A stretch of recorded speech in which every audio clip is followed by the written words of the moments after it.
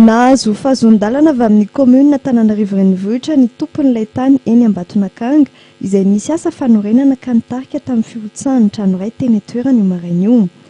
Fahazondalana vonjamaika ihany anefa izany izay manan-kery mandritra ny herintaona.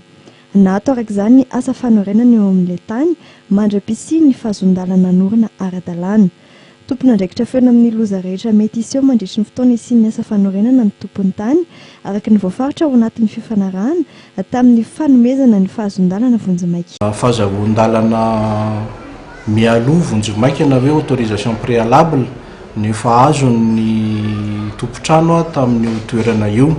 Marihana nefa va voasoratra tsara ao anatin'ny autorisation io fa andraikitry ny tompon-tany tanteraka ny amin'izay tranga rehetra mety iseho eo amin'ny toeran'io mandritra ny fotoana nazahoany ny autorisation préalable.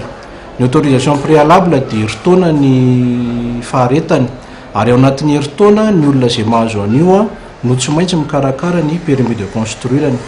Permis de construire efa misy fangatahana natao taty amin'ny commune fa saingy mbola miandry ny fakantoavana avy any amin'ny ministère ny aménagement zany satria somary betsaka ihany ny surface les constructions tiany tompony atao sy ny aviny ka tsy maintsy nangataka le atao hoe dérogation any amin'ny ministère ny aménagement.